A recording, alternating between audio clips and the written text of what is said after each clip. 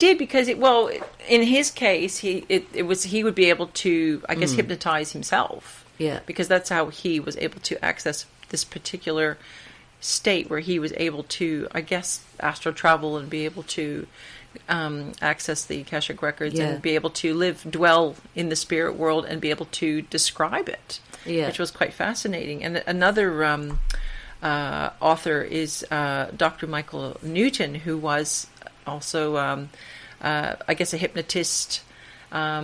He started out just, wanting to help people with their phobias and so forth. But he found when he had patients under hypnosis that he started tapping into something quite extraordinary. When people were under hypnosis and he was having conversations with them, they started revealing information about the other side and what life was like when we're not here, where we go and what's it like. And he's actually written 2 books called Journey of Souls and Destiny of Souls.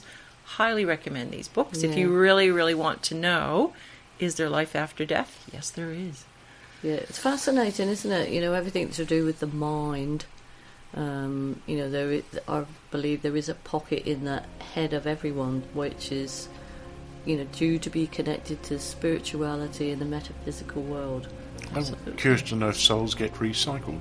Yes. They do. It's called reincarnation. Oh, there's a whole topic in that, isn't Not there is. Not carnation, that's cream, isn't it? Comes in a tin. Or a flower. That's the worst joke I've ever heard. But it's funny. Will you Where's the please bully? It's the bully. go away?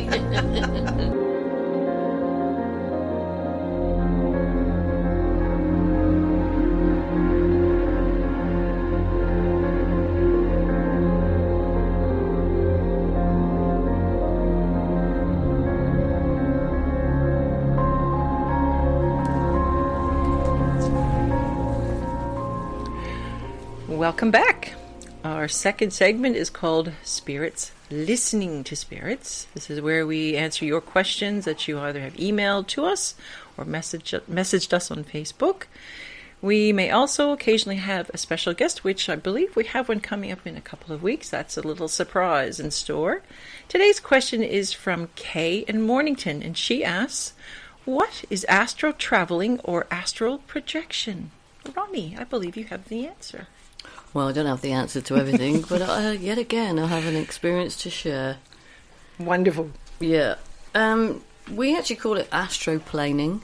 I know that it's often referred to as astro traveling or projection. And this is it's when the soul leaves the body and literally travels somewhere else while the person is either in a sleep state or kind of like an unconscious state. I don't mean unconscious as in there's something wrong with you, but in a sleep state, when there's very little brain activity going on.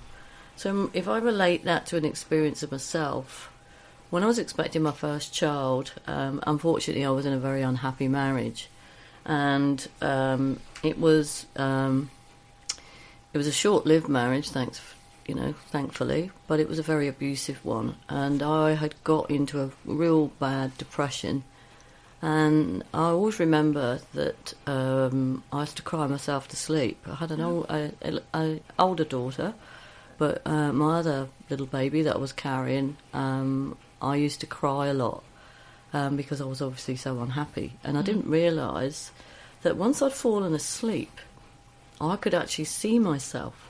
I could see myself sleeping. I could literally kind of swoop down, and I could hear my own breath. I could smell like the shampoo in my hair, the perfume I'd worn that day, and then I would float off somewhere.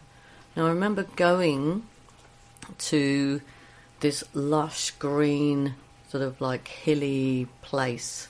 It was all the colours were really vivid. There was a sense of happiness and love. It was full of that ambience. Yeah. And I remember hearing familiar voices and my mother's voice, but that's the only one that I remember. I don't remember the others. But I would wake up in the morning feeling so much better. Somehow or other I would feel much happier, and so I managed the day. And I went to see a clairvoyant, and he explained to me that it was astroplaning. That my mother could see how distressed I was, and whilst I was asleep, my soul would go back to up to where she is or was, and no doubt talk to other members of the family. But I knew that the voices were familiar to me, but I couldn't tell you who they were. So I've also heard of lots of other people that say that during a trance state that they've been able to project themselves, actually literally do it, with it being they'd be able to go somewhere in the world, or maybe visit a specific family member and things like that.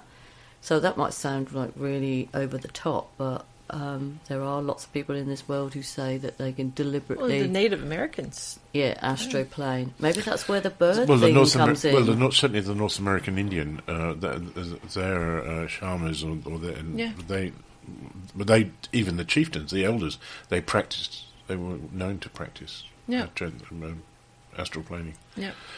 It's a fascinating topic because it often is curious as whether it's also something to do with sleep itself. As you said, when you close yourself to sleep, I've often wondered whether, because I know that with my dreams, they're just there are so many nights that I really don't want to go to bed because I don't want to go to sleep because I don't want to dream, and wow.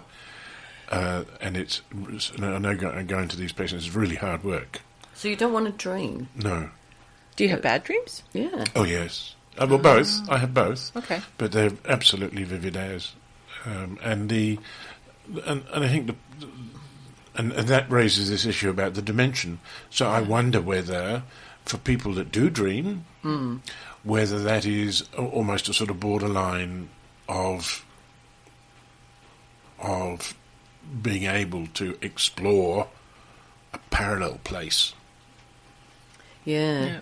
It makes me wonder whether over the thousands of years that where we had that sixth sense and we had that innate ability to communicate with each other and animals without using anything verbal, that we would know when there was a storm coming or impending danger, whether that we've lost that ability, that astroplaning, whether that was really part of what we were able to do, who we were once upon a time, as primates. Yeah, I think. From a dream point of view, I know that I fly a lot in my dreams, and there's often been a time where I get up in the morning, stand up, and just try and jump because it is so real. wow. And I think that and indeed, I can go to.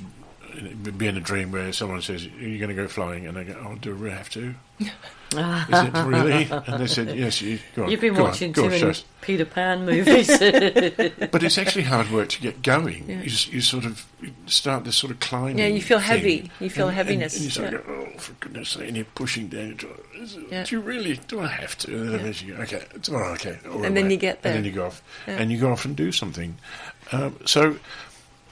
Whether that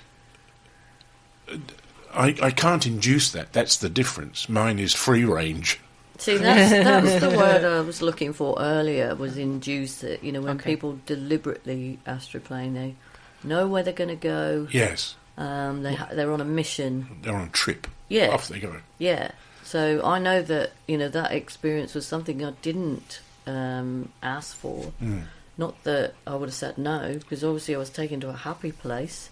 Yep. And I'm sure there's people out there that have been through very similar circumstances where they felt so alone and so unhappy that there is, and they felt that there's no choice but to cry themselves to sleep and just hope the next day they get through it and it'll be a better day.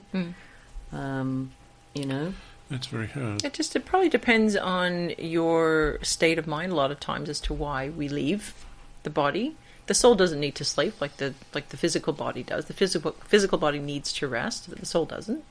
So the soul obviously gets bored and wants to... I don't understand how it can leave. I would have thought that constitutes death. No.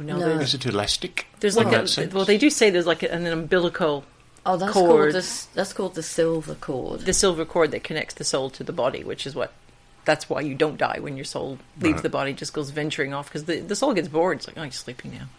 I want to go do something, and that's why it goes flying. So it's not an elasticated one. So as you fly off, you suddenly get snatched back. Yes. That's your lot. Yeah. And the older you get, the longer the thread. No. But it's practiced. I mean, it's practiced by so many cultures. It's almost rude to say that it just doesn't happen. Yeah. No. And you can experience it either when you're sleeping or even in a meditation. You can, if it's something that you set your mind to, something that you want to do, and you focus and concentrate, you can project yourself out of the body through meditation. So have you ever done it? Well, I was going to say, one of the most profound times that it did happen to me was after I'd lost yet another loved one, and I just wanted to know where they were. I just wanted to see what it looked like. I wanted to be part of where they had gone, and I was actually taken through astral projection, through a very deep meditation, where I believe I got a glimpse of the other side and what it looked like. And I'll tell you, I did not want to come back. It was just so beautiful. I started out standing just on the top of a mountain, like in the Himalayas, snow-covered mountain, but the scenery was absolutely beautiful. And I could just feel a warm breeze on my skin, and I thought, this was not a normal dream. I knew this was extraordinary. And a voice told me I could fly. So I did, and I just started flying, and I'm soaring over the landscape, and I'm recognizing spaces down below, Niagara Falls, the pyramids, the tundra, just everywhere I was going. I was in and out of the water. I was a part of everything, I guess is the best way I can describe it. And when we return to spirit, that's the first thing that we acknowledge, is we are just returning back to the energy that is all of us. That the one thing that we're all connected to is that energy. And you become part of the plants, the trees, the air, the water, everything. You just get immersed into it when you go back to the other side. So during this astral travel, I was taken to the other side, and it was just extraordinary. And it's a story I've told many, many times because it was so profound. It happened many years ago, but it was one of those experiences that it was so vivid and so real. And I know it wasn't a normal dream. It was very, very special, I guess is the only way I can put it. Yes, it's I've been there too, not in the same way, but I know I have woken up crying and sobbing with joy. Yeah. Wow, you have had some very interesting experiences. So do you remember where you've been in your... Very rarely, and they evaporate so quickly. Yeah. And I've tried writing them down and doing all that sort of stuff, and they just don't. They just don't hang about. And after the first show, I remember having a dream that night where for some reason I was holding something which was clay-like substance, and I was turning and falling. And then I sort of, it really slowed down as if I was, a slow movie. And I was sort of 2/3 in the process of about to fall on the floor, and just felt as if I was in a cocoon. And I just stayed there. And it was joy. It was, You felt comforted, you felt secure. But that's a tiny little bit of a very complex, and that particular night was a very unpleasant night. Strange, isn't it? Because quite often, if you're astroplaning, not on purpose, it could be a loved one that's coming back to take you somewhere, to give you some release of what's actually happening. Well, I do try and call up my father in particular because of his wisdom and his connection to me, and I try. I either go to sleep saying, please don't dream, please don't dream, please don't, and then I dream. Or I go to sleep saying, Dad, I hope you're there, please, and, whatever. But I can never tell you if anything happens. Well, Except that I do dream in Technicolor, in 3D, every single night. Wow. Every single night. Wow. Yeah. See, when I was on my